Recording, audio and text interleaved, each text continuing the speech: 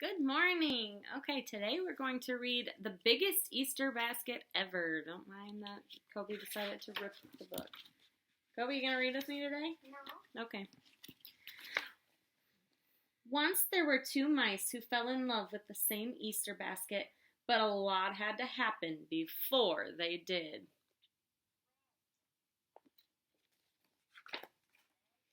The week before Easter, moms and dads in Mouseville were spring cleaning and baking cookies when the mayor made his announcement. We will have a gala Easter celebration on the village green. We will have an egg rolling contest and an Easter egg hunt. Everyone cheered, "Yippee!" And whoever brings the biggest Easter basket will win a prize, the mayor added. "Wow," said Penelope, "I'm going to make mine out of bark." "I'm going to make mine out of cattails," said James. "Everyone in Mouseville loves cattails."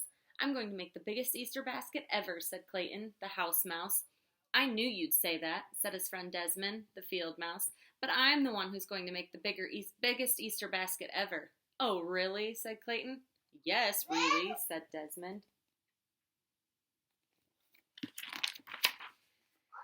That night, Penelope and James did some serious thinking, and out in the country, Clayton and Desmond did the same. It was Easter vacation, so they had no homework. The next morning, Clayton raced to the basement. Behind the old Christmas wreath and the broken skis, he found what he wanted, the big straw Easter basket his parents made when he was just a baby mouse. He pulled the basket free, pushed it up the stairs, and placed it right in the middle of the living room.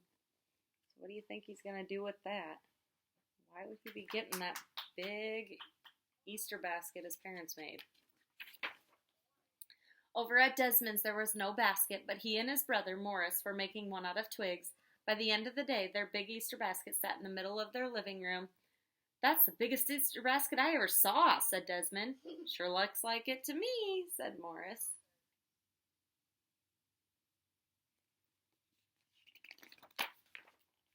That evening, when Clayton's family came in for dinner, Dad said, "Son, what's our old Easter basket doing in the middle of the living room?" "It's going to be the biggest Easter basket ever," said Clayton. "It's going to win the big town contest."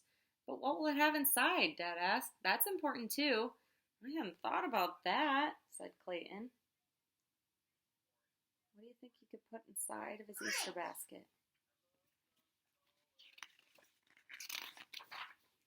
The same thing was happening at Desmond's house when Uncle Vernon came in for dinner. His very first words were, "Desmond, what's that big basket doing in the middle of the living room?" Desmond smiled. "It's going to be the biggest Easter basket ever. It's going to win the town contest." "But what will it have inside?" asked Vernon. "That's important, too." "I hadn't thought about that," said Desmond.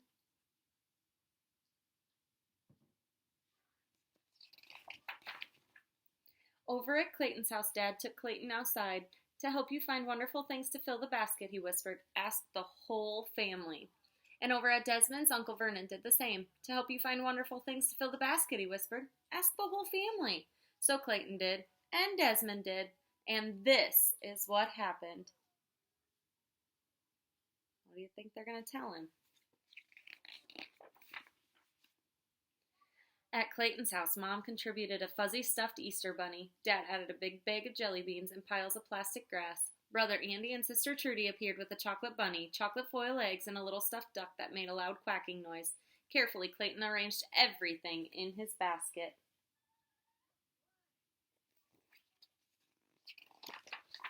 Oh, now it's Desmond's turn. At Desmond's house, Uncle Vernon contributed his own bags of jelly beans and plastic grass. Morris added 2 marshmallow bunnies, a dancing chick with a silly grin, and a big meringue egg with a mouse family inside.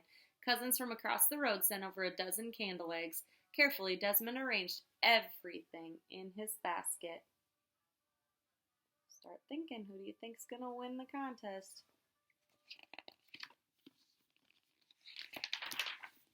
The next morning, Clayton rushed into town to check out the competition. Both Penelope and James had made baskets the same size as his. Clayton knew he would have to make something bigger and better. That afternoon, Desmond realized the same thing.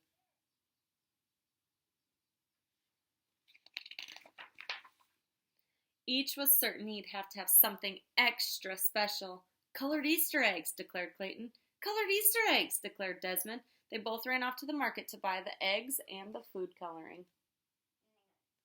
Have you ever colored eggs with your family? Dyed eggs? Clayton bought 5 cartons of large eggs and blue, green, and purple dyes. Desmond bought 5 cartons of large eggs and red, orange, and pink dyes. Each staggered out the door with a huge pile of boxes.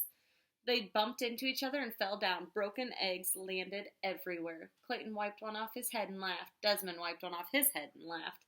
"We should make this Easter basket together," said Clayton. "No one said we couldn't," said Desmond.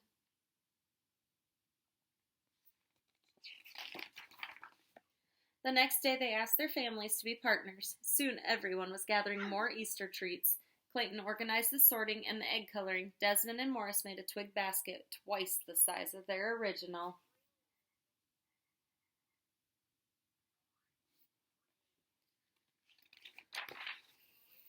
In no time, they had the biggest Easter basket ever, and on Easter morning, with egg rolling contests already underway, they carried it to the town square. So big they had to use a wagon.